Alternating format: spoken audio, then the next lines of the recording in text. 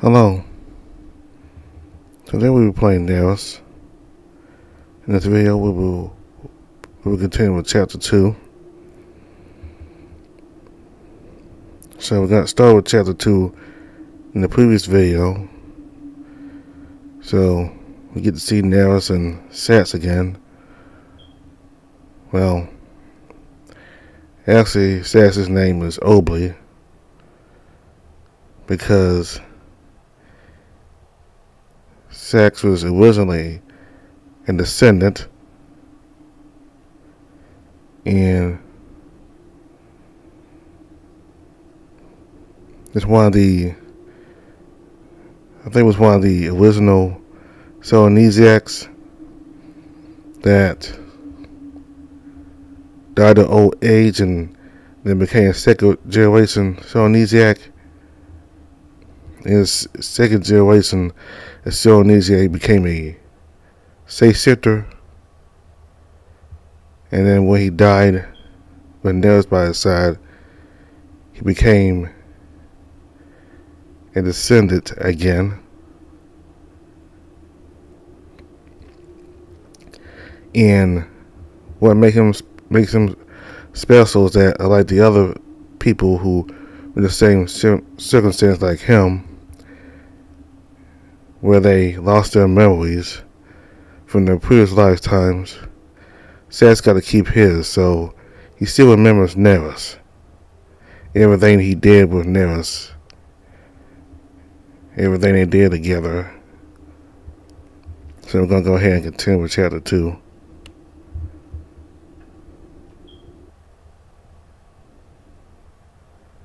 It was dark and stuffy. Each breath brought an uncomfortable feeling, like I had been breathing the same air for a long time and it had gone stale.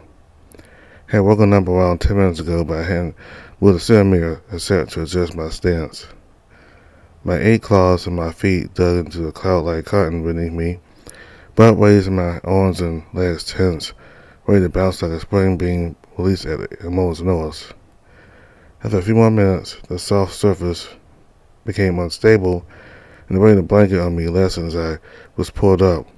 The moment I felt the cool air hitting my face and lunged forward. Whoa.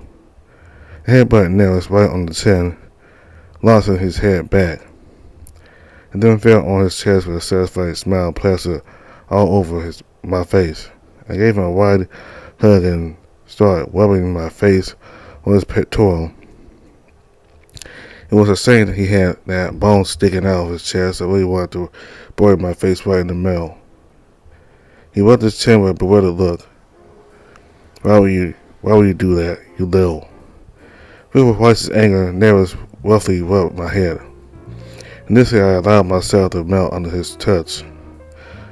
He ever felt with a rush of mortal energy, I couldn't help but snap at his fingers. Meek as my jaw strength was, I didn't do any damage. I realized how uncalled for that had been, so let go of his fingers and lit them as an apology. But the way he laughed and went straight back to petting me made it seem like he was making fun of me, so in my irritation I bit him again. We repeated this cycle of petting, biting, and licking too many times for me to count adorable. Protesting his insult to my hunter instincts, I grabbed his arm and held it tightly as I nibbled his knuckles. Not only seemed to endear him more, judging from his smile, no. After I eventually lost my vigor, Nerus lifted me from the armpits and got out of bed. He kissed me the forehead before placing me down on the floor. You're never born, Obley. Make fun of me while you can. I'll show you at the bell that I'm not a pushover. The problem right now is that you're too big and resistant. Whatever I do, you won't feel it. I will look forward to it. Much like you couldn't get mad at my shenanigans, I couldn't get mad at that uncharacteristic giggle of his.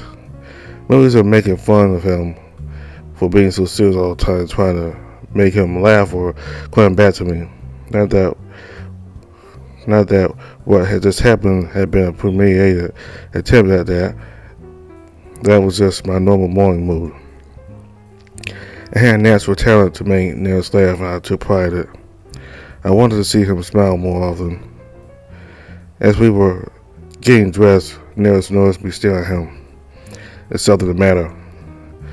I was thinking about what you promised yesterday. Do you remember? Do you remember it? I wonder. What could it be?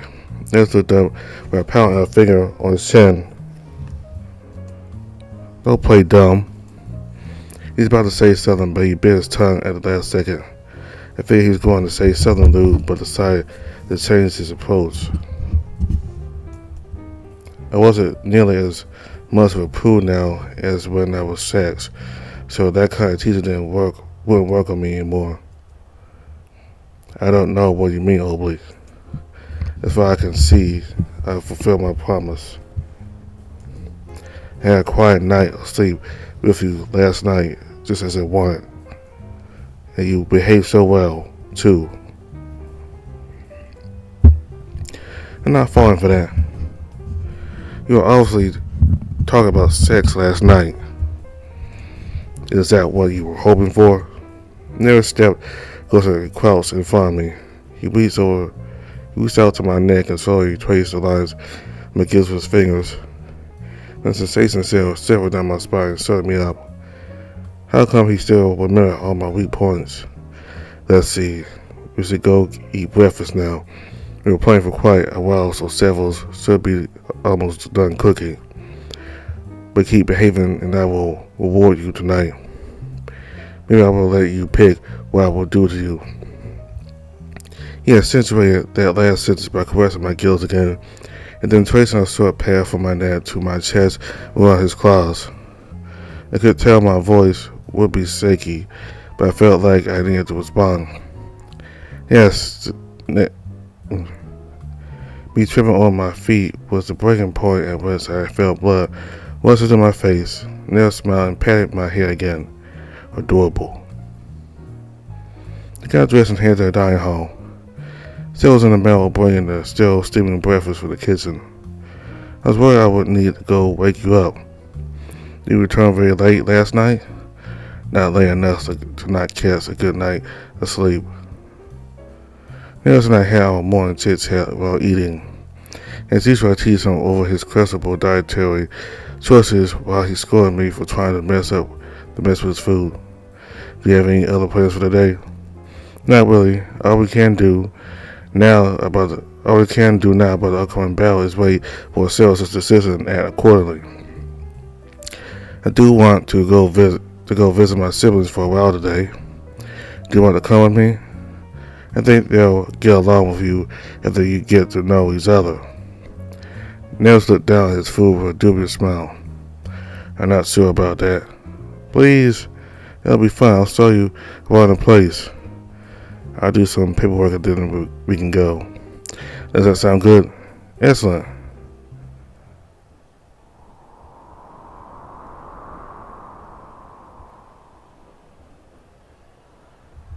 It was the first time in 200 years Nerus set foot on Earth, not counting his visit to the Senate base the day before. It was probably his first time interacting with the local mortals, considering the curious looks he gave to the nearly hairless primates. The cutscene had us as if Nerus could say to something less scary when bringing his home last night and seemed to judge his disguised form would be good enough to move freely around the place. He was a bit too tall still, but he was able to pass as one of the blessed humans the Archons had recently started to recruit. No one would question him as long as they saw him with me anyway. What is it? I was just thinking, it's strange how Nominal sent you here 200 years ago. You were lucky you didn't run into anyone else back then. Nowadays you can sort of fit, but these blessed humans didn't exist back then. Truly, I was taught it would be alright. It's not like Nominal to get his facts wrong. Nerus let out a curious hum. In any case, he's very curious. Descendants do often look after mortals, but it's unusual for them to do it so openly. Before the battle, you operate in the secret, correct? Is it truly alright for you to be accompanying me without a disguise? The entire planet suffered damage as a consequence of the battle to Aeon. Usually we hide among mortals would act in secrecy, but our God judged humans would go extinct if we didn't take a more direct approach. Still, they might not look like it, but humans are very dignified creatures. I bet the Archons ourselves have had a very hard time getting them to cooperate. Is it normal for them to carry that much luggage around? We had come across many humans carrying suitcases, bags, or even cars with them. I figured ourselves must have ordered them to evacuate this in the surrounding areas. Nerus nodded meaningfully.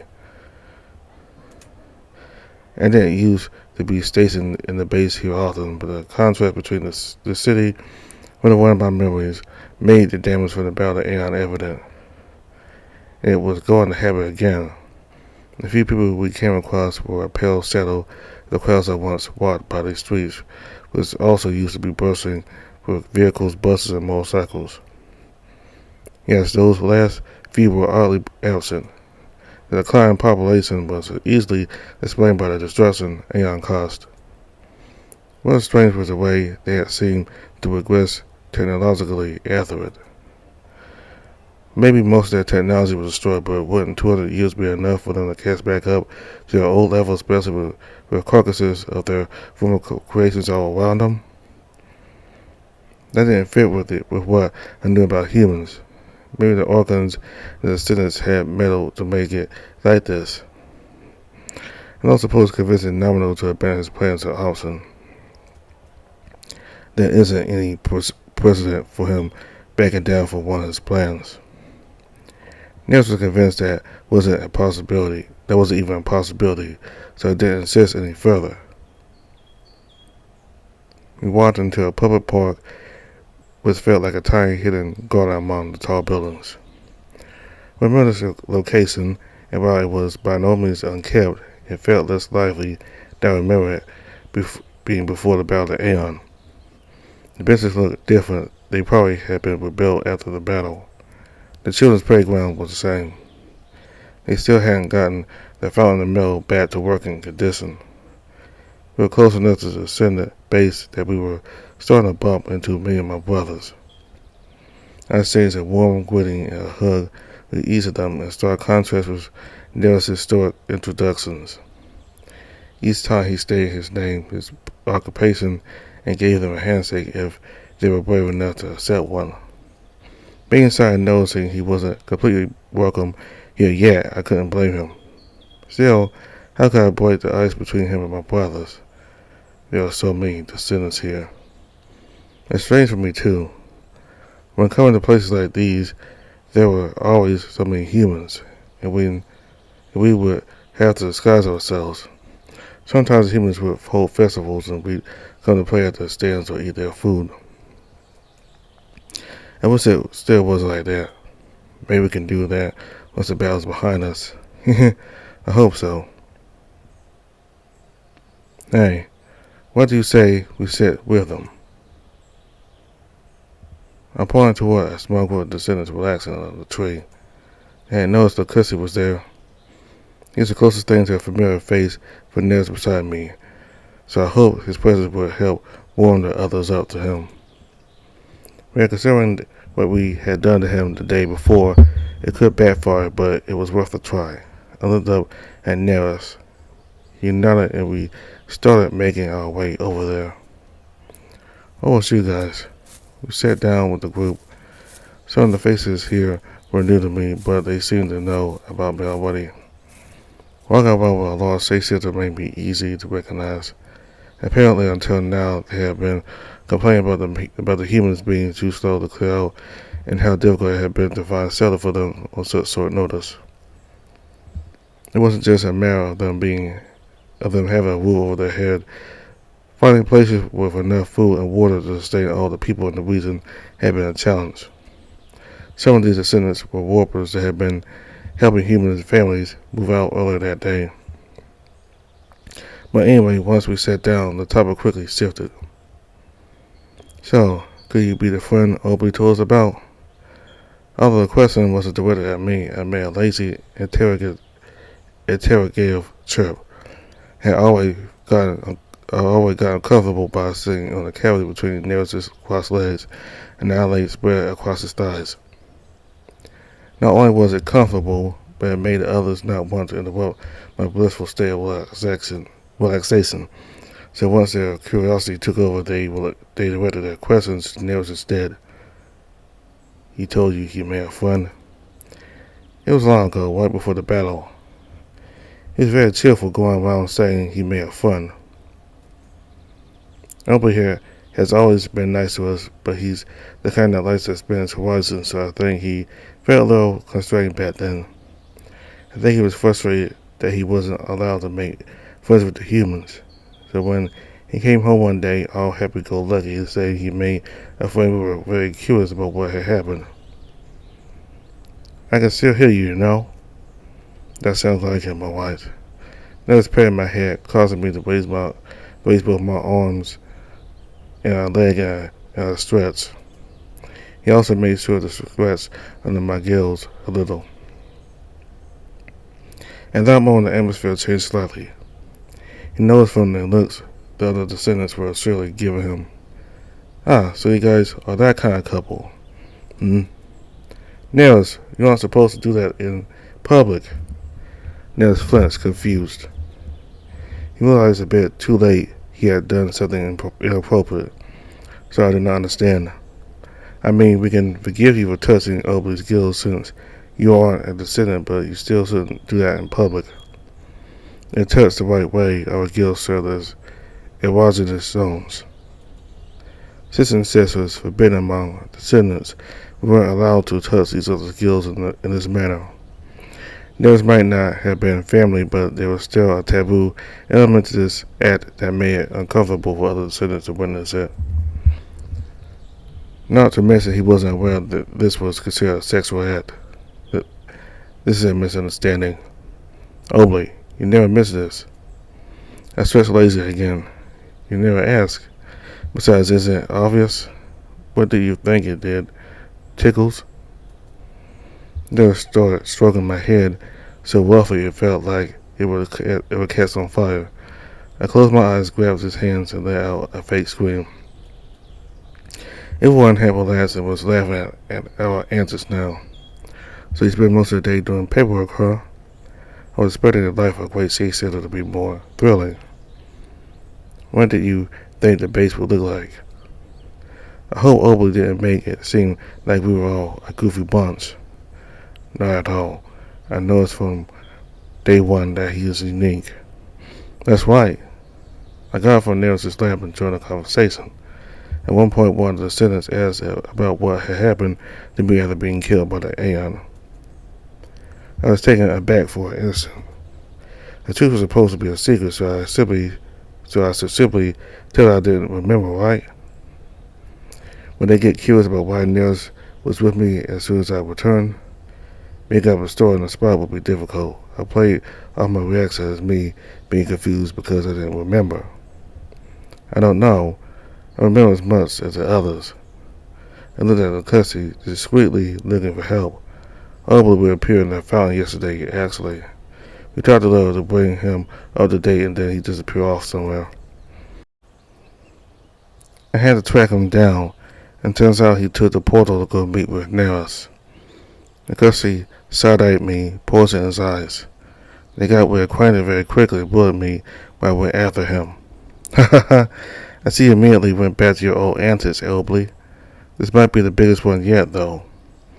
I'm inclined to agree. Thank you, because I owe you one. Eventually the group broke up as the time came for everyone to return to their duties. I informed Lacusi I would show Nerus around the base and bid him farewell. In the past we had various bases of operation secured by some of our siblings that had infiltrated human society. The one I used to work at wasn't very active, but still had portal installations, which I guess made a prime target for the state centers.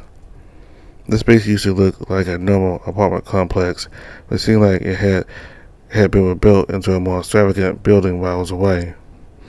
I wouldn't be just showing Nerus around, but also getting reacquainted with the place. The entrance had been remodeled to a reception, behind which was the large room the cousin had walked us to yesterday. Upstairs were a couple of offices in the meeting room where we talked with ourselves. They had expanded this part of the facility quite a bit. And above were the dormitories for the descendants. I suppose this part hadn't changed much since our last was here, despite being remodeled. Finally, we returned to the ground floor and took a staircase leading down to an underground passage. At the end of it, 2 doors awaited us. One of them led to the fountain Lacussa had mentioned. It was a place for the descendants to regenerate in the event of their death. They centers had similar installations in their settlements. Nerus seemed to never have needed it, considering his mansion lacked one. And behind the second door lay the portal room. It sounded extravagant compared to the mundane names of the other rooms, but there wasn't much to say about this place. It was a large cylindrical room. Multiple wings of rooms imbued with the power of many warpers were carved on the floor. And at the center of the room was a key.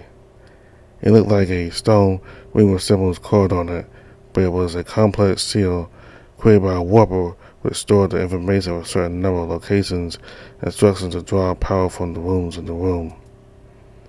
In a few words, it contained a list of locations the portal could take you to and automated the process. They were the simplest way to control portals so easy, even those useless at warping magic were able to use them. At the same time, that made them easy to exploit once figured out. Nomino had carried out his plan by modifying a key so it would open a breach to the void rather than a portal. This had caused some other oddities, such as the surroundings of the teleporter being destroyed and turned to that second moon. Considering the moons had also become imbued with magic, I thought that phenomenon must have been related to the teleporter being unable to contain the energy needed to open and maintain the breach. In any case, the security there was healthier than I remembered. 4, 5, 6, 10. There were 12 descendants stationed here. Even Nerus was getting a tad nervous. Are you sure we should be here? It's fine, they are just being extra careful. They wouldn't want a safe shelter sneaking in and opening another portal to some undesirable place, no? Well, I am a safe shelter in Obley. Just as he was saying that, the door opened behind us. My eyes widened with surprise when I saw who had come in. They weren't at the center. Metallic footsteps echoed across the large room. A rusty robot wearing a long robe appeared from behind the door. The 7 pearl-like bulbs in his face lit up for a moment. Were those his eyes? Was he surprised to see us out as well? He didn't seem too interested in me. How surprising. I heard there was a safe shelter visiting, but I couldn't believe it. A great safe shelter nonetheless. In the portal room nonetheless, I could have sworn he was about to say. Maybe this was a bad idea. I am pleased to meet you. My name is Nerus Madness. And you are? Temp. His voice resonated as if it came out of a worn-out speaker. There was an impressive aura around this person. Once he got over his initial surprise, he didn't seem weary or afraid. He crossed his arms behind his back and hunched over as if trying to make himself seem smaller. What did the descendants feel like yesterday when they saw Nerus walking the base's halls? No matter how he cut it, they knew that if Nerus held any ill will towards them, they would be burnt to a crisp. It was a wonder we hadn't been attacked on sight, not out of stupidity but instinct. I think mortals said this often. When faced with great danger, usually you react by running away or fighting. That was the kind of feeling this person gave me. I might just have walked out if it wasn't because Nerus held his ground, looking down at the robot with an impassible expression. He must be one of the local Archons. Correct. I was transferred here recently, so I don't believe you are acquainted Obley. He turned to me, making me jump a little. No, I will definitely remember you. Or you're someone to help defend the base. And so, you must be strong. Does that pique your interest, Nerus? Nerus's ears twitched a little. It must have been irritating that everyone used his nickname so casually. It was probably my fault. That was all I called him. I'm sorry, but I don't like wasting time on activities such as spirit matches. If you want to fight me, you would need to rejoin the sacred side. Haha. No, thank you. I'll be here would give me worse than a few scratches if I did that. Besides, if I were looking to fight someone strong, then I'd still side with his descendants. I can tell you're powerful, but you don't measure up to phenomenal. He brought a hand to his metallic face, stroking his chin. Is that so? I wonder what it's taken so long to allow you to help us then. I'll make sure to bring it to his attention. I wonder if Temp liked to nag people. So, what are you doing here? Or did you come to stand around? I always saw Nerus around. He isn't familiar with the facility, so... Or are you getting ahead of yourself? As I said, still has accepted your help. There's no harm in looking around now. Do you plan to move here after the battle's over? I hung my mouth open and thought. That wasn't part of the plan now. I've had some emotional value to me. It had been my home for a couple of years, but in its rundown state, it wasn't the sort of place I had envisioned the move with Nerus to. No, I would expect you to be more attached to your home. I've heard about you from the other descendants. Was it not your fault that the sacred attack went through? Nerus crossed his arms. I signaled him to not worry, suspecting he was considering interrupting the conversation. I don't think I understand. Correct me if I'm wrong, but did you not catch Nerus surveying the area prior to the battle and chose to not report to your superiors? The battle at Aeon occurred because of a breach of security on the Senate's part. You are the only guilty party, but then it all started with you neglecting your duties. Picture the following. You informed ourselves that you spotted a safe center in the vicinity, when the descendants had been prepared for a sudden attack. After all, there used to be little to no safe center activity here. Nerus' presence was a clear tell that something was about to happen now. I went silent. As much as I tried to find fault with his reasoning, I couldn't do it. I couldn't make up excuses, but what good would that have done? Yes, you're right about that. And yet you don't seem regretful in the least. I can't say I had seen it from that angle until now, so yes, I would lie if I said I developed any regret over what I did. Not that you've had much time to think about it. You died during the battle, recovered your memories very recently. And even now, there's another battle on the horizon. What is the point of bringing this up now exactly? Then I took a step toward Temp, who simply tilted his head with curiosity. Obley committed a mistake, but there are no unamenable sins. Not as long as one chooses the path of repentance. He should consider being solitary to the people of this world. Once we win, he will have an eternity to enjoy his life. With that in mind, it's been a few decades fixing your mistakes that big of a sacrifice. I shook my head. No, I think I understand why you're trying to say. I think I understand what you're trying to say. That was out of the left field, but I appreciate what you're trying to tell me. Thank you. After a moment of silence, Nerus apologized to Tim, who didn't understand the reason for the apology.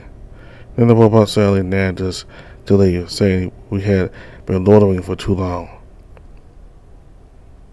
That Tim seems like quite a character. He doesn't give off the same impression as the other organs, right? He seems above them somehow. I wouldn't know, but I'll take your word for it. Is he one of the original organs? I'm sure he isn't. For I can tell, he must have been created by mortals of that ascendant somehow. I can't begin to guess what his circumstances must have been, but I imagine he must be one of those rare organs who probably ascended into divinity. He gives out a different energy from the organs that were touched by the demiurge. It's the first time I met someone like that. Indeed. Although I had found myself on the receiving end of intense scolding, I could tell it came from a good-natured place. I thought he might have been a good person. Still, that was only my first impression. When dealing with powerful beings like him, it was best to remain open-minded. At the very least, I was glad he was on our side.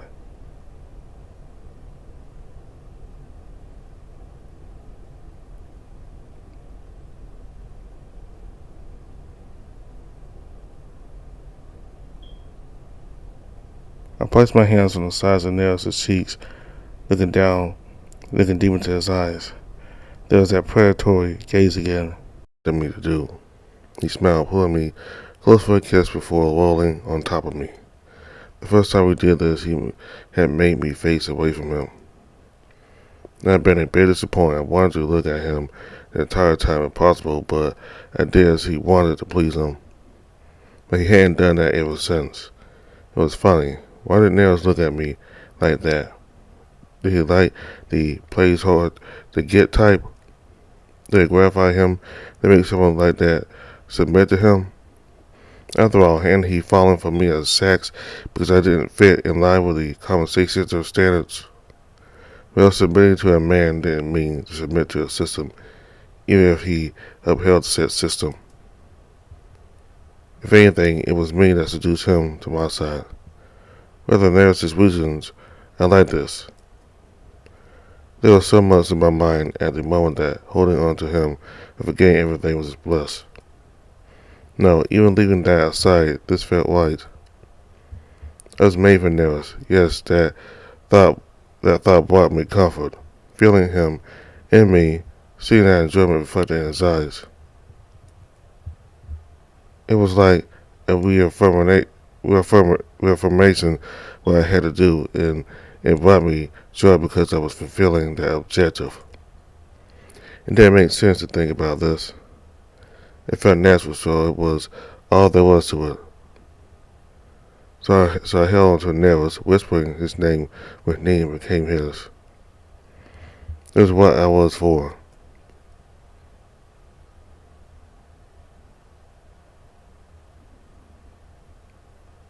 It took a few minutes for all the excitement to wear out and for me to realize just how tired I was. My body wasn't obeying me completely. As soon as I buried my face on Nerus' chest, my forehead touched the bone in his chest. It was hard, but it emanated a pleasant warmth that steadily lulled me to sleep. I would have fallen asleep right now if Nerus hadn't spoken. There was something I wanted to ask you, Nobly. I didn't sense him shifting to look at me, so I also remained as I was. What is it? Why did you not tell me what was happening? Yesterday it seemed like you had such a good grasp of the situation all along. Could you not have told us? His voice carried a hint of sadness. It's right to feel like that. I had hidden very important things from him and Severus. Now while they worry so much about me. And they want to keep it a secret, Nerus, but I clipped my tongue, trying to pick my words carefully. But I realized that there might not have been a nice way to put this. I realize now that it was very stupid on my part, but I was scared. And didn't know if it would work. I didn't want to give you false hope, and I was afraid that it would change how you saw me. I brought my knees and tail up, cut it into a ball while I clenched some of Nerus' fur. I was stupid. You were going to learn the truth eventually, so why didn't I bite down my fears and trust you? You truly can be an airhead, Obley. He spoke in a soft tone and caressed my back. If you never were a sex sitter, if you didn't have sex memories, so what? Did we always meet a long time ago. You never got as far back then as we did after you became Sax, yes, but do you not think we could have rebuilt our relationship regardless? I don't care about what you are, Oakley. I love you for who you are. As long as you want to be with me, I think it would have worked out. Maybe you're right. Things aren't that simple. What I am is an important part of who I am, so I didn't want Sax to be erased. But maybe he had a point. After all, even my memories had been erased, when Sax still lived inside Nerus' memories. What was I afraid of exactly? This is one thing neither the passage of time nor death could touch. Not as long as the both of us will it.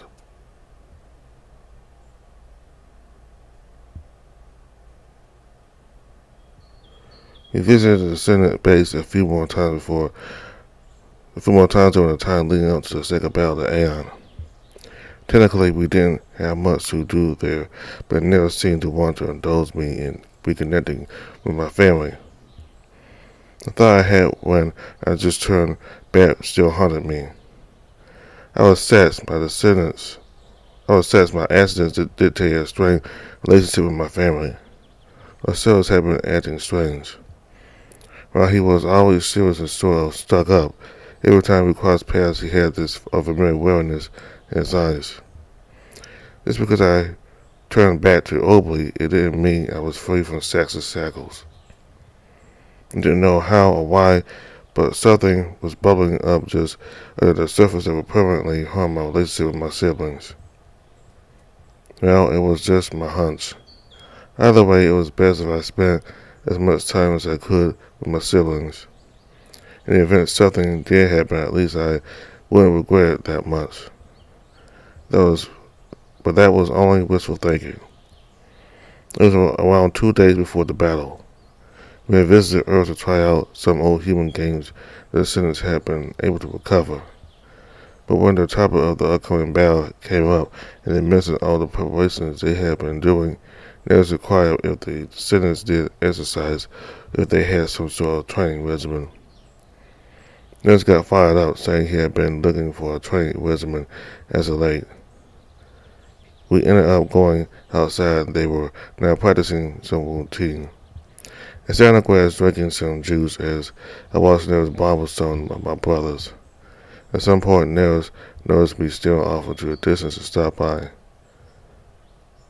"Oh, you feel all right, Oakley?" "Yes. Why'd you ask?" He looked depressed. Up until now, my words had been piling up and had now reached the point where they sold in my face. Still didn't know how to articulate them, so not wanting to distract the wolf from his fun, I told him something so he'd move on. "I'm fine, I just had some weird dreams tonight. Not nightmares, but the kind that leave you with this weird taste in your mouth the whole day, you know?" Well, if you need anything, don't hesitate to tell me." "Yes, thank you." Nerus wasn't convinced by my explanation, but he figured I would tell him whatever I was hiding once I was ready and impress the issue. I smiled bitterly at that blinded trust he had in me. And yet there I was, still keeping things secret. That something bad was going to happen with my relationship with the other descendants was just recollection, but last time I had come up with one of these theories that had been right. And was I wrong? Would it hurt to tell him what I thought? I didn't want to make excuses for myself, but perhaps bad habits like those are also the products of accidents. In that case, it was something I couldn't help. A few minutes later, Tim showed up and asked me and Nerus to come to speak in private. We followed him to an isolated part of the park. They'll finally decide if we'll fight. Yes. He told me if he had a choice, he would rather the two of you weren't involved at all. However, he suspects you will attempt to force your way to the battle if we reject your help, so he will allow you to participate under the condition you follow his instructions. I can't blame him for not trusting us here. Temp was here to inform us about various details regarding the battle. while sailors knew of the enemy's strategies they would adopt to counteract them. What mistakes from the first battle to avoid this time around? He told us about the strategy of sailors wanted us to follow. We were so close.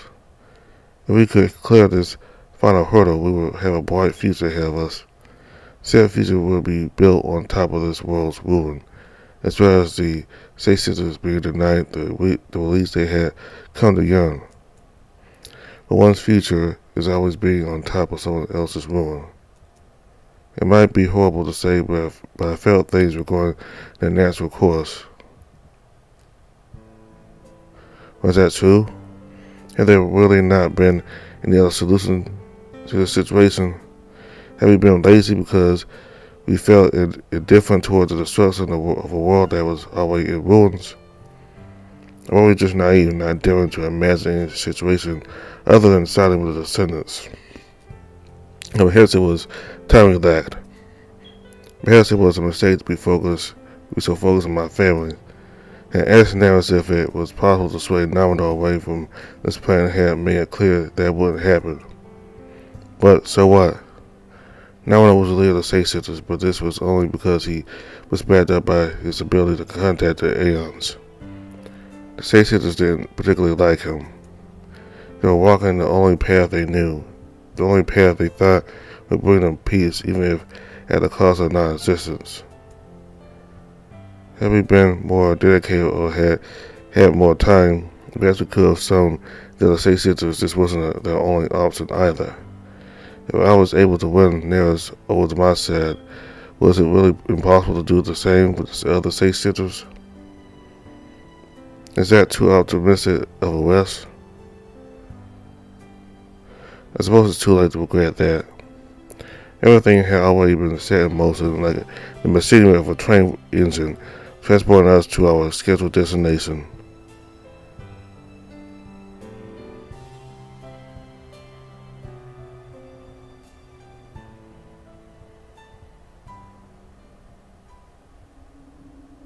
Nerus was standing looking off into the forest surrounding the house.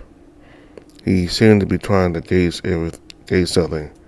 His ears twitched when he heard me get closer, but he didn't turn back to me. Are you waiting, Nerus? I wish Osiris let me be there in person. I do not understand why we need to do things as just a roundabout mile. Maybe he thinks you'll be more careful finding near your house. Maybe he thinks you'll be more careful finding near your house. You could level the entire place if you were to go wild on the battlefield. You make it sound like I'm a brute. Nerus caressed my head. I tried to answer by buying his hand, but he had too much height and strength advantage for me to be successful. In any case, I should get going now. Don't get too bored waiting here, alright? Of course. Good luck. You too. The sun had always set on Earth. The cousin and I sat on the roof of a tall building overlooking the base. The two moons shined brightly in the sky with an intensity almost as fierce as that of the sun. So they're still imbued with magic from last time, huh? Did you say something, Obley? Oh, no. Well, I'll continue doing my rounds. You can wait here until the attack begins. Hey, Lacusti, yes? What do you think of ourselves? He tilted his head. What do you mean? Has he been acting strangely in your opinion? I can't help but think he's been very cold to me ever since our return. I'm not sure why. Well, it must be annoying that you went out of your way to activate the failsafe for the spell. I mean, not that I blame you for it, but... I know, but why? Why would the Soul Easy Ass's memories wiped out in the first place?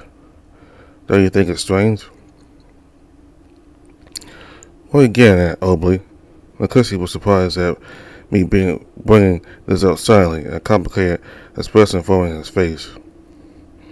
At first sight, there's nothing strange about what he did. He was just trying to save us. so I keep wondering why he felt the need to try to keep this a secret. You said yourself I didn't do anything wrong, so why is he so angry? My brother was at a loss for words, his mouth hanging open. After a long moment of silence, he raised his head and spoke to me. There are many things we don't know about ourselves, the demiurges, and the aeons. I'm sure he's just worrying about us. Maybe he thinks you can figure out something you are not supposed to. Of course, that's kind of silly, right? Yes, I have no idea what he was trying to accomplish. Are you afraid Ceros would do something to you, Obley? I guess it's hypocritical of me to say this, considering I came here with the idea of eventually leaving Nerus, but I love all you guys, and if possible, I want to be on good terms with all of you. So I find Ceros' behavior as of late concerning. Because he smiled reassuringly and put a hand on my shoulder. Don't worry, Obley. If something does happen, I'll be there to back you out. So don't be afraid.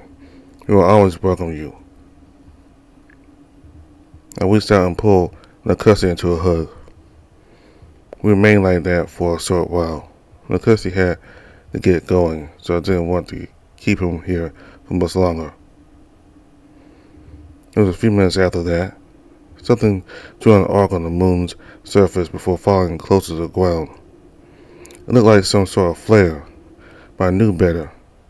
I covered my eyes at the same time the flare turned to a fierce explosion. A powerful explosion shook the building and almost caused me to fall on my butt. I heard all the windows below shatter simultaneously. Sheesh, they aren't holding back this time.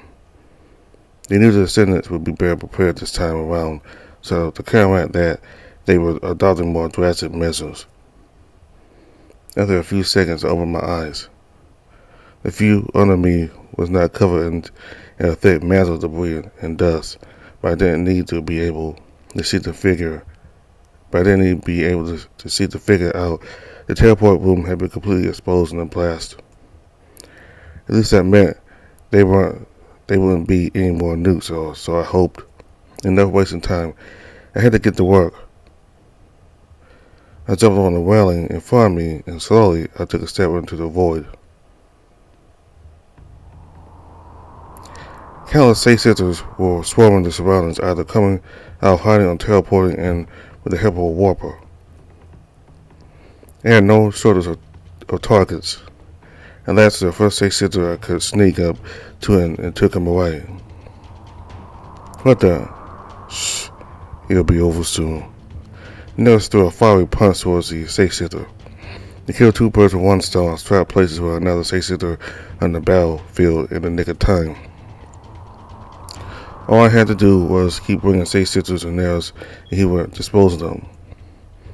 But with how many there were here, it wouldn't have been a wonder if that forest surrounding his house ran out of trees before we were done. Occasionally, a Saint-Sister would attempt to target me, in which case I would lure them to one of the traps laid by my brothers. The teleporter was exposed, but the surrounding area was still intact. The seals the descendants had placed hadn't gone to waste.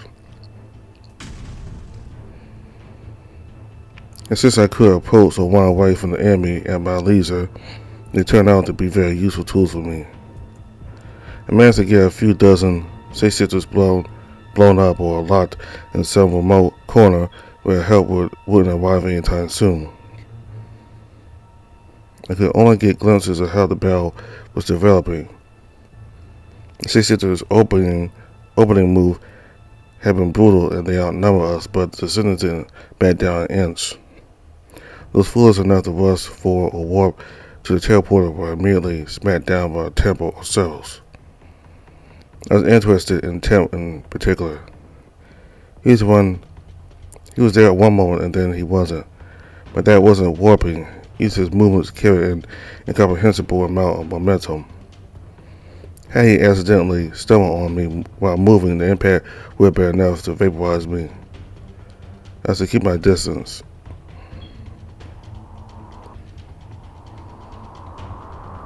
The battle went on for several minutes. The countless bodies and screens were turning into a blur. Everyone was immersed in this excess of violence, tunnel visioning to what was in front of them, trying to kill the enemy. Which is why we noticed a colorful serpent slithering around the premises too late. Aceros had noticed what was happening a second quicker. By the time I called out for him, he had already taken out a piece of chalk and was writing something on the floor. The snakes stopped moving at the same time and raised their heads. I wasn't going to stay to find out what they were about to do. I reappeared near Nerus' mansion and barely managed to land on all fours. There were warm ashes all over the place, but they didn't give off the aroma of burning wood. Rather, it was a stench of burning meat. The realization of that difference made my stomach churn a little. Did something happen nobly? It's now though he finally showed himself. I hastily shook the ashes off my palms and tried not let my discomfort sow.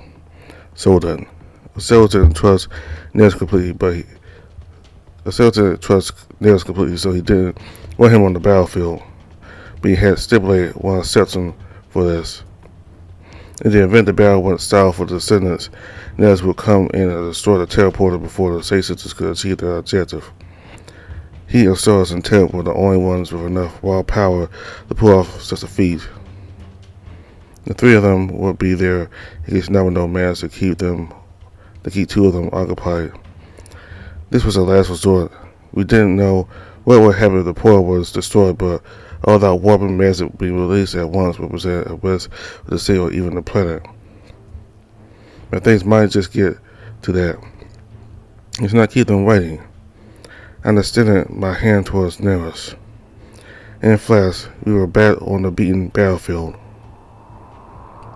The tides had turned, and the Say Sisters were rushing in, trying to overrun our defenses.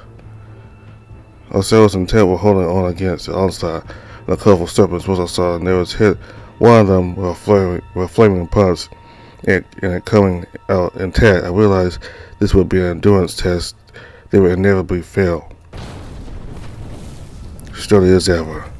Nerus clicked his tongue and turned his attention to some of the other Say Sisters coming this way.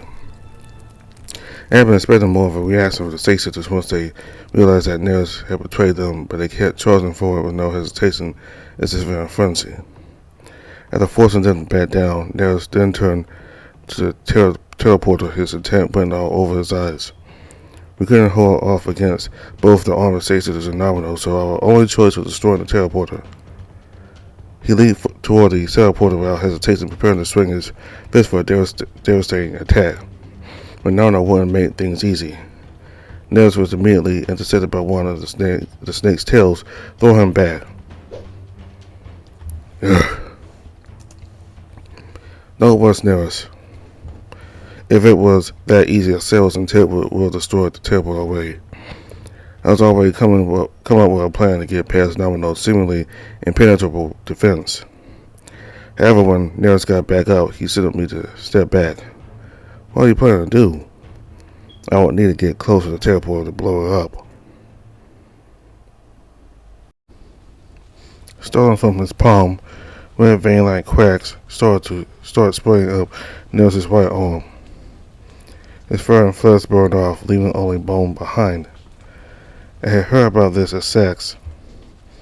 Nerus' safe-shifting abilities suffered from extremely limited range, but when it came to special safe-shifting, his ability was unmatched. The ability to safe-shift to boost your magical capabilities. But wait, Nerus, Cells and Tip are there.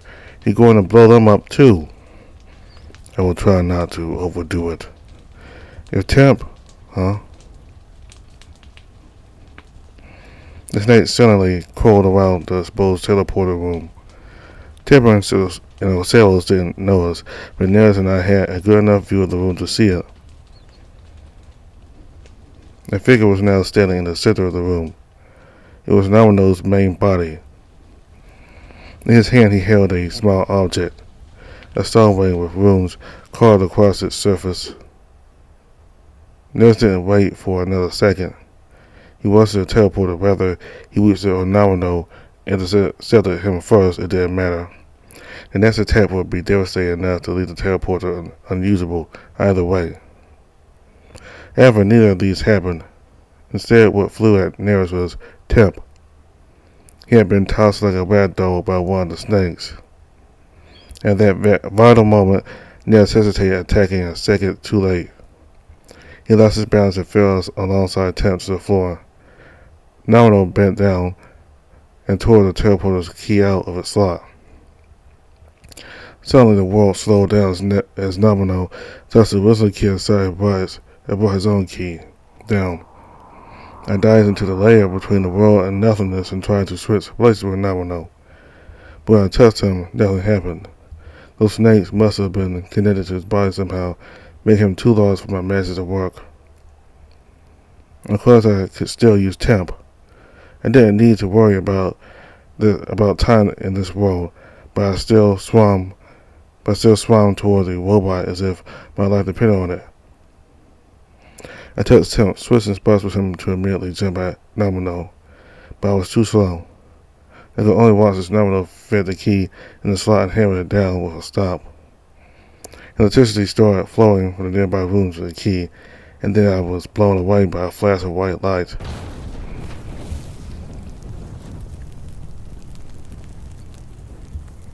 I must have hit my head with a rock then, into a trance during which my vision became dark and all sound became muffled. So no more than 3 minutes could have passed until I regained my faculties.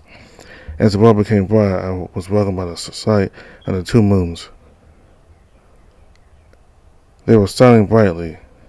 From them, a white substance was dripping down to where the teleporter was.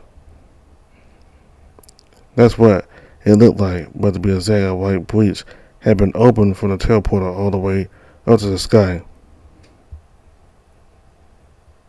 I looked down and had flown quite far away from the teleporter room. The breach wobbled as fire started coming out of it.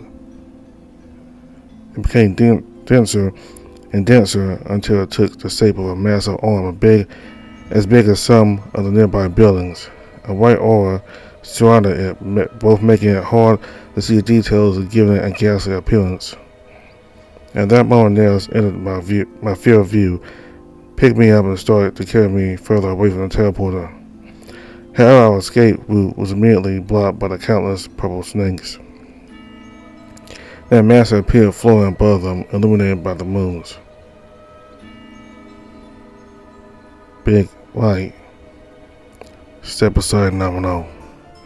No matter how authoritative Nerus tried to sound, he wasn't in an advantageous bargaining position. I had recovered enough to move and talk now, so I placed a hand on Nerus' shoulder to grab his attention. Nerus, what about ourselves and Temp? I haven't found them. They must have been blown away by the explosion. That was good news. Ourselves must have had a contingency plan in case things got to this. I didn't know what to expect, but the portal would be closed soon enough. At least that was what I hoped. Whatever the case, we didn't need to stay here any longer either. I focused on diving into the layer between the world and nothingness. The young's body stood out from my stained glass like surroundings, still emanating a blinding light. As I was about to start looking for the master, I caught something real off the corner of my eye. The arm moved, and it wasn't sloppy movements like when I was trying to break in from the break. It was swimming at me fast, its hands reaching to grab me. What? I didn't have time to react. My vision was completely white. I barely had time to pull myself back to the physical world. Shit. I felt myself spazzing on Nerus' arm for an instant before laying out that curse. What happened? Sorry, Nerus. I tried to warp us out here, but I was still shaken up and didn't know how to explain it, but Nerus understood that Aeon was interfering with my warping. Let the herald go. The herald. Yes. The vessel. Nerus raised an eyebrow. Always non-satiator, in case you haven't noticed. Big white. How little you know. Nomino said with a sneering tone.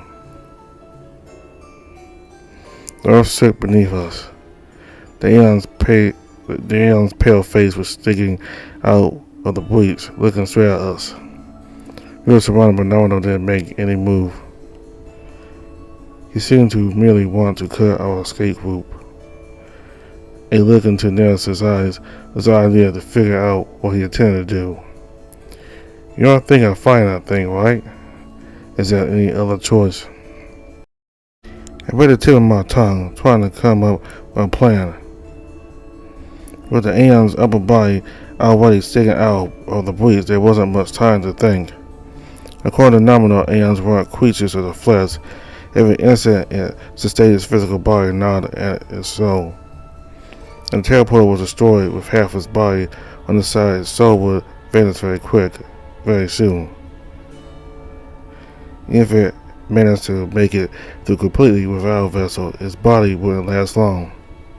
Either way, keeping it occupied was a much better choice than staying here waiting for it to come at us. Nerus put me down on the ground and patted my head before turning toward the towering, silent giant. Those red tendrils from before spread across his entire body. The fire came out of them as if they were cracks of a lit furnace, which suddenly enveloped him completely. The acid cologne was replaced by a smell that felt like it burned my nose and the back of my throat as if wanting me to stay away. At that moment, Nerus looked like a true demon. Only his skeleton remained, surrounded by the flaring and mass of fire that had replaced his flesh. Each step of his left behind a flaming footprint. Our surroundings were starting to get hot as well. Nomino pulled a weapon out of his body and bent it to use it as a make-do fan. I could barely follow what happened next. A gust of hot wind hit me, causing me to close my eyes. A red arc appeared between where Nerus was and the Aeon, followed by a large explosion that brought his face in the teleporter. Impressive. The Aeon quickly got back up. Predicting that Nerus would try to attack the teleporter, it opened its mouth and started spewing pale flames that quickly spread across the area. Nerus punched the air beneath himself to create an explosion to propel himself away from the ground. The Aeon aimed for him while continuing to spew flames all the while. Some of them were coming our way. One of the snake weapons wrapped around me and lifted me, putting me out of the way of the fire. Don't die, Harold. The fire cascade became thinner and denser until it combined into a laser. The Aeon swung his head around, trying to swat Nerus out of the air. Nerus could continue creating explosions to move himself out of harm's way, but it would be over for him if he committed a single mistake. Hey Nomino, is this okay with you? Don't you want an Aeon to possess me? He tilted his head. Nerus has an ace on his sleeve. Very soon the teleporter will be destroyed and the Aeon will be killed if Nerus continues distracted. Shouldn't you try to stop him? Nomino placed a hand on his chin. No, this is correct. Huh? But I was startled by the laser passing right above us. Me and the buildings nearby were sliced in half. Nerus maneuvered his way around the Aeon and punched it right in the chin. The Aeon's aim was thrown upwards, its laser slicing one of the moons in two. Nomino leaned forward as the breach started shaking. Where you going, Nerus? The breach had become unstable enough for the Aeon to take notice and seemingly panic. It dug its claws into the ground, trying to pull itself fully out. Nerus didn't miss this chance to do a barrage of explosive attacks. However, they did little more than slowing down the Aeon, which was growing tired with Nerus' assault. The Aeon started spewing out exploded fire wildly, flailing its limbs as if it was trying to kill a fly it had gotten fed up with. Then, Nerus committed a terrible mistake. Perhaps because he was growing exhausted from keeping himself in midair, he failed to dodge one of the Aeon's rings. It propelled him directly into the burning ground. But before he could fall completely, he made a last-ditch effort to send himself flying away from the white flames. The blast sent him upwards toward the Aeon, and then past it, into the breach. Ah! How unfortunate. As if waiting for that, as a sentinel, countless lights lit up around the teleporter followed by multiple explosions. The teleporter was blown to bits and the breach started to close. The Aeon, still thrashing around, noticed what was happening too late. Although it attempted to escape, it was sliced off in the middle. I squinted and halfway averted my gaze, expecting blood and guts to come out. But what came out were small orbs of light, like dandelion seeds, dancing in the breeze. The seeds came apart, then dissolved into tinier and tinier pieces until all that was left was dust.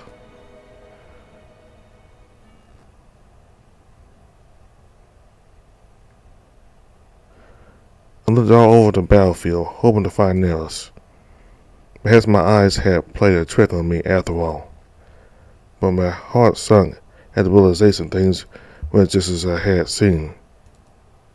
Panic bubbled up inside me just to quickly be replaced by sadness once I realized it was too late for that.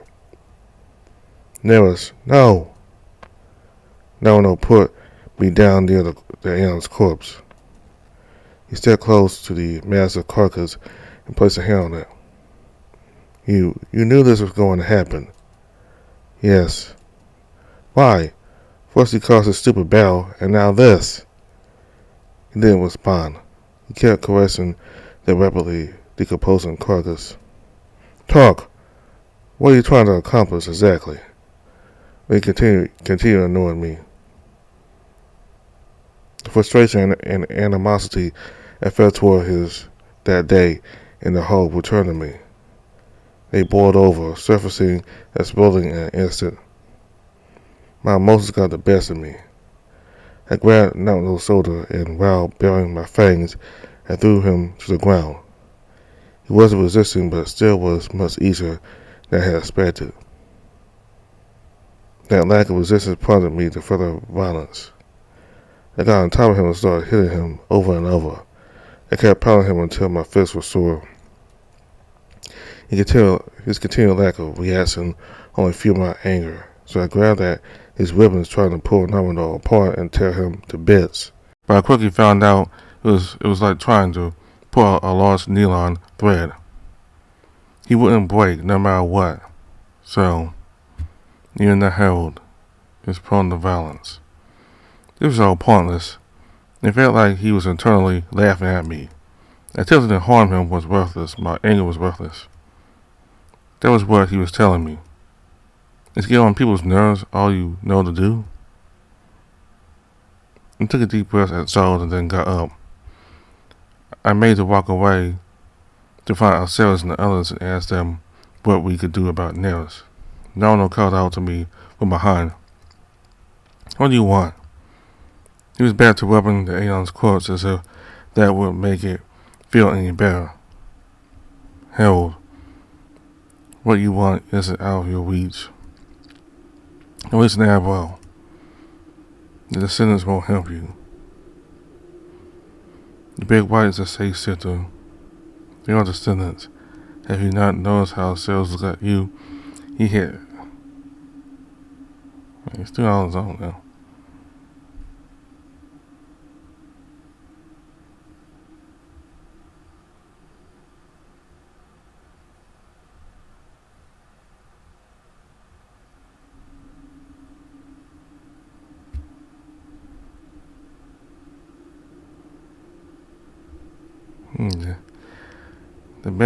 The words are just, they kept going like that automatically.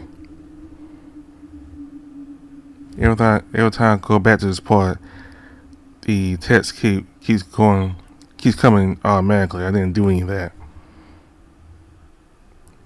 Don't know exactly what that's supposed to mean. I don't know, I guess it means, I guess the text going on its own like that puts more emphasis on what Domino is saying. I guess what it means that Domino is telling the truth. I guess.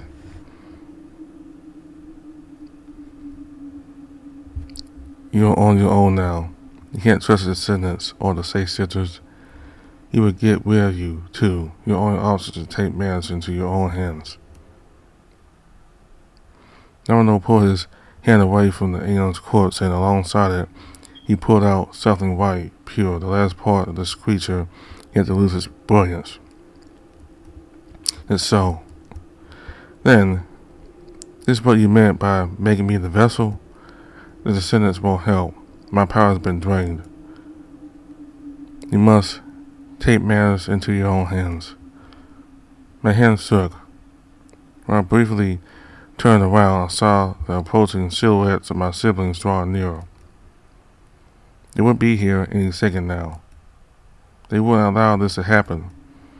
What Domino offered me was a very simple choice. Believe in my brothers or take matters into my hands, as he put it. What an unfair choice. He must have known the decision had been made for me from the start.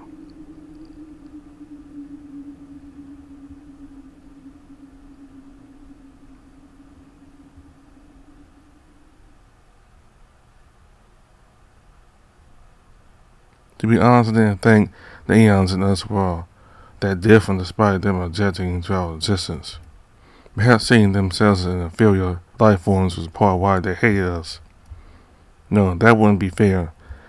We were to them as this world was to theirs. An imitation, a tainted copy, or perhaps evolution. Despite our similarities, our flesh granted us unique needs and advances. As for needs, I suppose looking at Naruto would be a good indicator since he was the closest thing to an Aeon I knew. Naruto hadn't been born with an intrinsic desire to pass down his genes or look after the next generation. He never ate at the banquets, nor did he eat when alone. He didn't have any need for social relationships beyond work, so he didn't love or hate anyone. But mortals, safe-sitters, and descendants had an advantage those like the Aeons or Naruto couldn't dream of. To appropriate what is someone else's, to create out of someone else's pain. It was something only us born in the tainted realm of limits could do. Naruto was able to observe this, learn about it, but he could never do it himself. For him it was a forbidden act. I looked down at my hands. It reminded me of how Nerus looked before he transformed into that demonic form. But the white veins protruding between my scales shrunk until they disappeared. I clenched my fists and closed my eyes, reveling in a new power circling within me. Was this what you used to create those keys, Naruto? What were you really doing? What were you trying to accomplish? And what are you? The steps I had been hearing approaching me finally stopped right behind me. I turned around to face my siblings. None of them dared take a single step closer to me.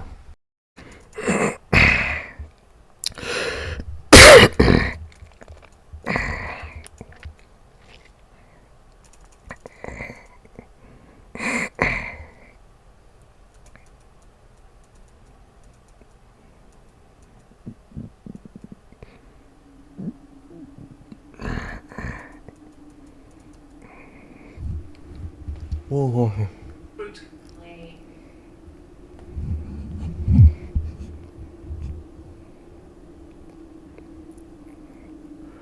You were supposed to learn that safe sitter because of you. So this won't help. No one will help. He wanted to get rid of him, so he waited for them. You can't trust him. On your own now. You can't trust the descendants or the safe sitters. He will get rid of you too. You want us to take matters in your own hands.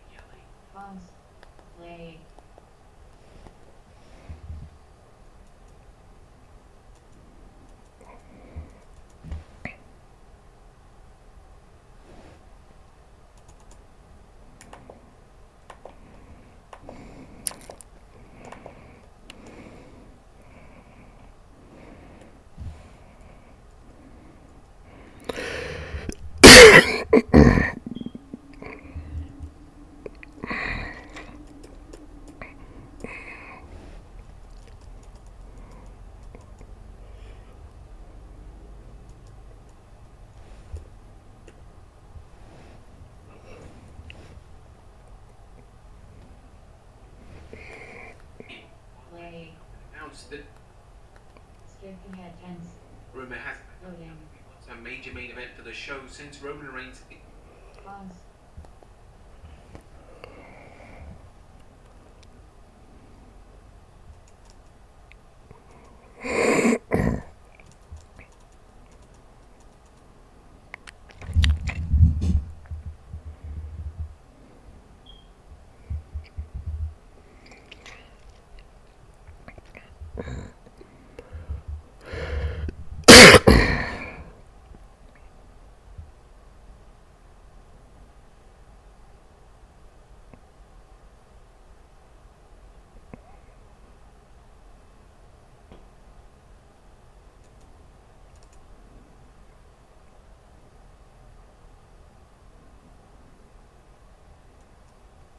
Oblivion, what have you done?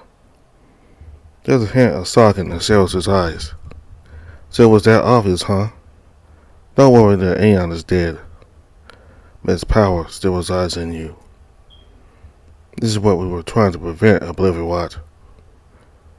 We were trying to prevent the Aeon from gaining a vessel and destroying our world. The Aeon is dead. Do you really think I'm capable of doing that? I can't tell. I'm playing a bit taken back. Ever since you came back, you've been behaving so differently, Oblivion. When I look at you, I don't recognize you, and now you've rendered this entire battle pointless for our side. Perhaps you aren't siding with the Aeons or Nawano, but how can I know you aren't playing into their plans? Oblivion, what will you do with the Aeon's power? There ain't no way to allow someone in here from the voids to open a breach, and Nawano has already done twice. Will you make us go through a third battle? Well, I didn't know how to answer. Asel said the truth, so he was right to suspect I would do something of the sort. To be honest, I was willing to. I wanted to ignore it, but it was the truth. Asel had exposed that uncomfortable truth, so I looked down and sang. He sighed and shook his head. The descendants wouldn't help me. Nomino had exhausted the last of his power, creating the key he used this time, so a breach would never open by his hand again. The only one who could create a breach now was me. Therefore, it was dangerous to allow me near the Senate installations or anywhere with a portal for that matter. I knew what Sarah was getting at, but rather than hearing it, I turned on my heel and walked away. I walked aimlessly, not thinking of anything in particular, but subconsciously, I was digesting the reality of my situation. Hot tears ran down my cheeks and my emotions bubbled out of control. I couldn't afford to lose my cool, no. I had to think. Nerus wasn't gone, but he was merely outside of this world. Saving him wasn't impossible, not for me. The problem lay in how I would go about it. It was clear that the sentence wouldn't help, but that didn't mean I would resort to another of those methods. There was still much we didn't know. So I made my decision. I would look for a way to bring Nerus back that wouldn't incur a cost and immortalize the battle that Aeon had. I had all the time in the world. I needed to keep calm and think. I would find a way to do this without sacrifices. And as for Nomino, I would use this time to find out his true objective. And then I would ruin it. I would destroy him. I looked up at the two moons and wiped my tears. What cruel irony, meeting again after 200 years just to be separated once more. Maybe this too, No, it doesn't matter. I'll be looking forward to our next meeting, Nerus. This time, I will have to wait too. The moon disappeared from my sight.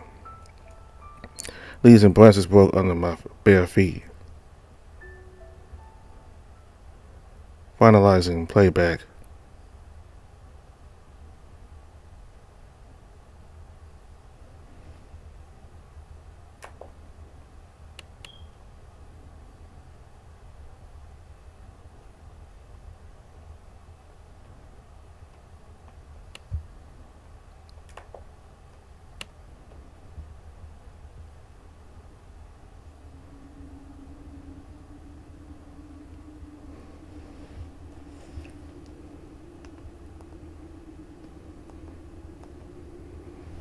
So that was the last video for Chapter 2 of Nerus. So unfortunately, Nerus fell into the void. Though he was able to cause the Aeon to fall into the void as well.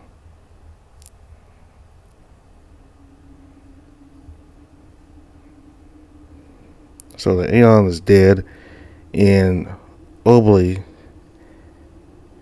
has consumed the powers of the Aeon. So the descendants don't trust him, so they won't let him around any descendant bases or anywhere else they inhabit. So Obliviate decided that he will figure out on his own how to save Nerus to get him out of the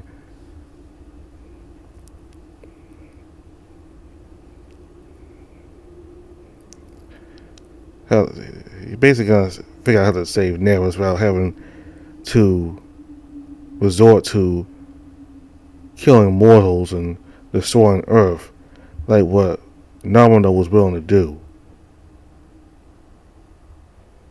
So back when Obli and Nerus went to Earth the second time for their second meeting, well, the second time they went to Earth, the city, and right before they met with Temp out in the town, they talked about how the technology on Earth stagnated, and that I think Obli said that he believed that maybe the descendants and the Satyrs purposely try to keep technology stagnant.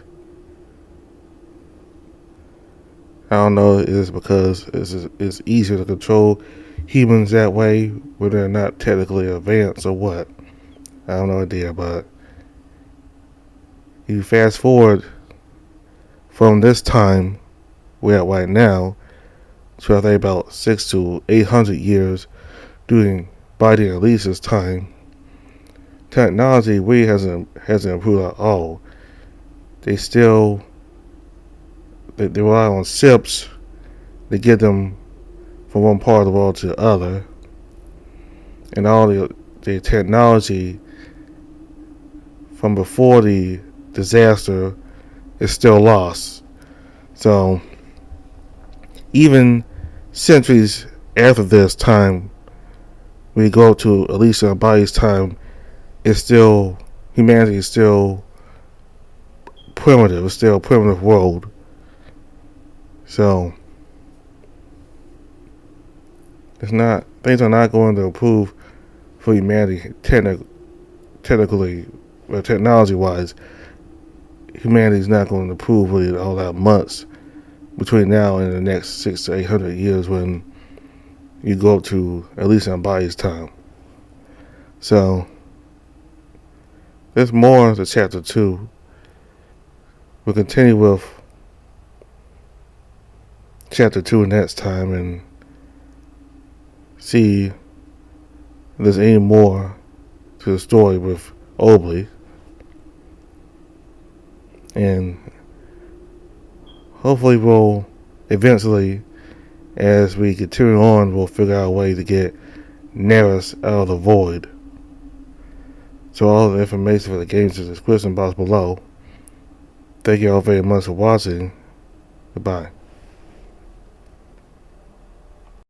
Oblivion, what have you done? There's a hint of shock in the Nerus' eyes. So it was that obvious, huh? Don't worry, the Aeon is dead. But its power still resides in you. This is what we were trying to prevent, Oblivion.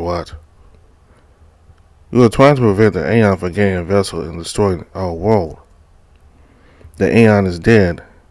Do you really think I'm capable of doing that? I can't tell. I'm playing a bit taken back. Ever since he came back, you've been behaving so differently, Oblivion. When I look at you, I don't recognize you, and now you've rendered this entire battle pointless for our side. Perhaps you aren't siding with the Aeons or Nawano, but how can I know you aren't playing into their plans? Oblivion, what will you do with the Aeon's power? There ain't no way to allow someone in here from the voids to open a breach, and Nawano has already done twice. Will you make us go through a third battle? Well, I didn't know how to answer. Acel said the truth, so he was right to suspect I would do something of the sort. To be honest, I was willing to. I wanted to ignore it, but it was the truth. Acel had exposed that uncomfortable truth, so I looked down and sang. He sighed and shook his head. The descendants wouldn't help me. Nomino had exhausted the last of his power, creating the key he used this time, so a breach would never open by his hand again. The only one who could create a breach now was me. Therefore, it was dangerous to allow me near descendant installations or anywhere with a portal for that matter. I knew what Aceros was getting at, but rather than hearing it, I turned my heel and walked away. I walked aimlessly, not thinking of anything in particular, but subconsciously, I was digesting the reality of my situation. Hot tears ran down my cheeks and my emotions bubbled out of control. I couldn't afford to lose my cool, no. I had to think. Nerus wasn't gone, but he was merely outside of this world. Saving him wasn't impossible, not for me. The problem lay in how I would go about it. It was clear the descendants wouldn't help, but that didn't mean I would resort to none of those methods. There was still much we didn't know. So I made my decision. I would look for a way to bring Nerus back that wouldn't incur a cost and immortalize the battle that Aeon had. I had all the time in the world. I needed to keep calm and think. I would find a way to do this without sacrifices. And as for Nomino, I would use this time to find out his true objective. And then I would ruin it. I would destroy him. I looked up at the two moons and wiped my tears. What cruel irony, meeting again after 200 years just to be separated once more. Maybe this too, No, it doesn't matter. I'll be looking forward to our next meeting, Nerus. This time, I will have to wait too. The moon disappeared from my sight. Leaves and branches broke under my bare feet. Finalizing playback.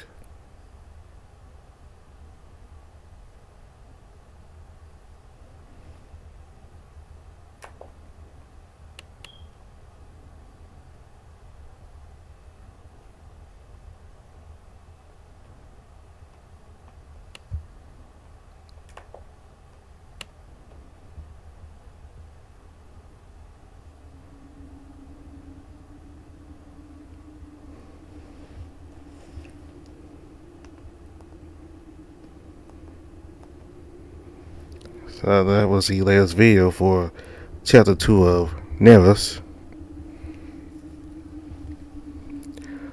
So unfortunately, Nerus fell into the void.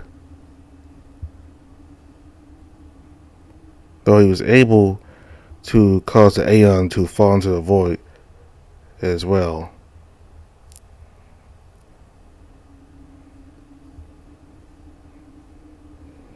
So the Aeon is dead, and Obli has consumed the powers of the Aeon. So the descendants don't trust him, so they won't let him around any descendant bases or anywhere else they inhabit.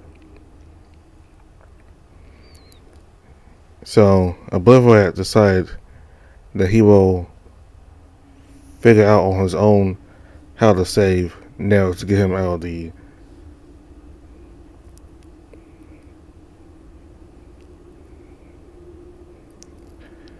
how he basically gonna figure out how to save Nerus without having to resort to killing mortals and destroying Earth like what Nominal was willing to do. So, back when Obley and Nerus went to Earth the second time for their second meeting, well, the second time they went to Earth, the city, and right before they met with Temp out in the town, they talked about how the technology on Earth stagnated, and that I think Obley said that he believed that maybe the descendants and the Satyrs purposely try to keep technology stagnant. I don't know if it's because it's easier to control humans that way when they're not technically advanced or what. I have no idea, but you fast forward from this time we're at right now to I think about 600 to 800 years during Biden and Lisa's time. Technology really hasn't improved at all. They rely on ships to get them from one part of the world to the other, and all the technology from before the disaster is still lost. So even centuries after this time, we go to Elisa and Body's time, humanity is still primitive. It's still a primitive world. So things are not going to improve for humanity technically, or technology-wise. Humanity is not going to improve really all that much between now and the next 600 to 800 years when you go up to at least on Body's time. So there's more to chapter 2. We'll continue with chapter 2 next time and see if there's any more to the story with Obley. And hopefully we'll eventually, as we continue on, we'll figure out a way to get Nerus out of the void. So all the information for the games in the description box below. Thank you all very much for watching. Goodbye.